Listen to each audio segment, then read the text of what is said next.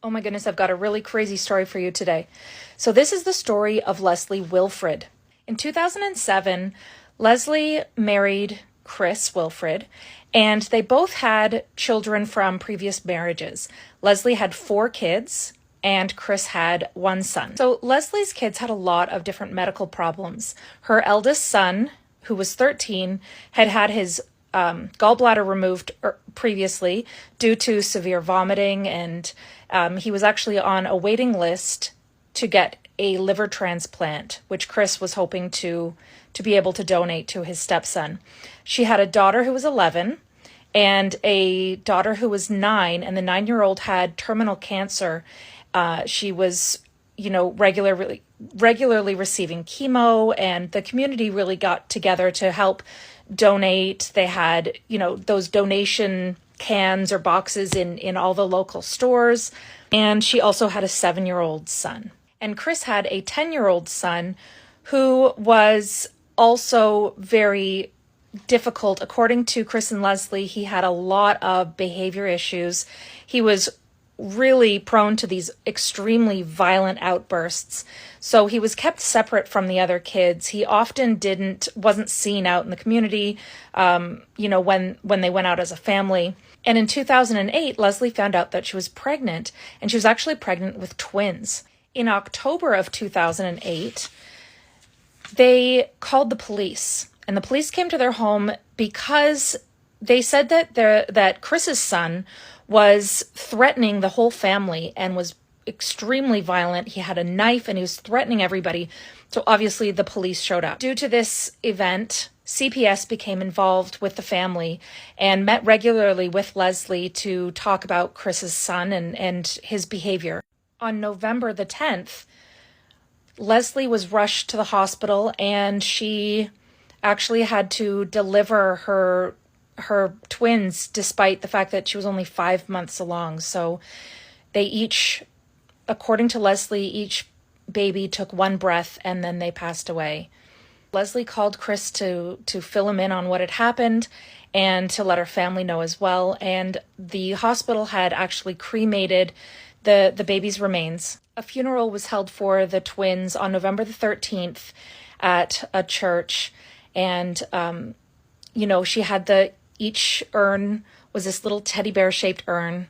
The whole family, including all of the children, were really devastated. So there was this funeral held for the twins who did not survive.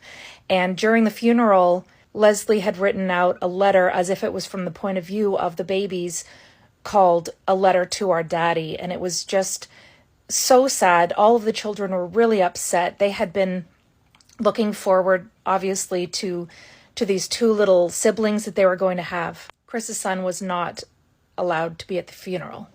CPS had been involved with the family due to Chris's son's behavior. And before the babies were born and the funeral, before that, the CPS had noted that Leslie had said a couple of weird things. She said that Chris's son was responsible for the safety of these unborn babies. In other words, like his behavior might somehow harm the babies. And so they thought that was a little bit strange. And then when they found out what had happened to the twins, they actually did involve the police because they wanted to sort of look a little bit more into Leslie and her whole story. When the police did look into Leslie's story, they contacted the hospital where the babies had been born. There was no record of the pregnancy. There was no record of the twins, their birth or their death.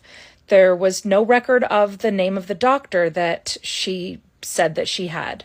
When they visited the home, they saw that the entire dining room area was turned into a nursery, filled with everything you can think of for twins about to be born.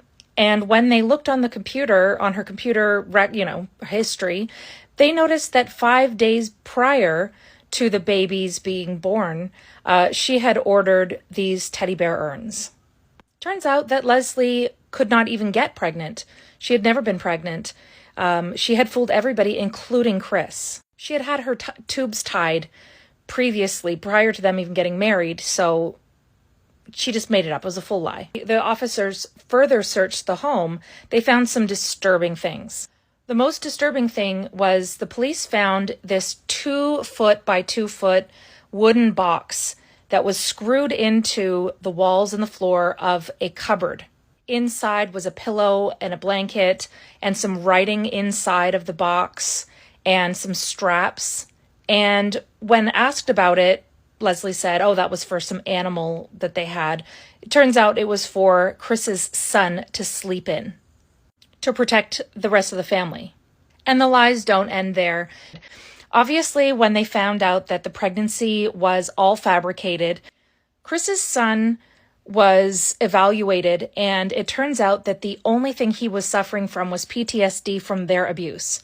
He was not doing all of the things that they said he was doing. He was just being locked up in this tiny box every night and being completely separated and treated differently from the other children. For what reason, I don't know. Leslie's 9-year-old little girl did not have cancer. She was not dying from cancer. Leslie did take her regularly for chemotherapy, but she just told the daughter that that's what was happening. She was fine. She was physically fine. Although psychologically, being told at 9 years old that you're going to die, like Leslie told her, despite the cancer treatment, that, it was terminal. The older son had absolutely nothing wrong with his liver. And, people were then thinking, well, was his gallbladder surgery even necessary? Or had Leslie been, making him sick in order to get the surgery done? All of the kids had been told that they were suffering from variety of different illnesses their whole lives. Physically, they were all fine. In 2008, both Chris and Leslie were arrested for child abuse as well as theft by deception.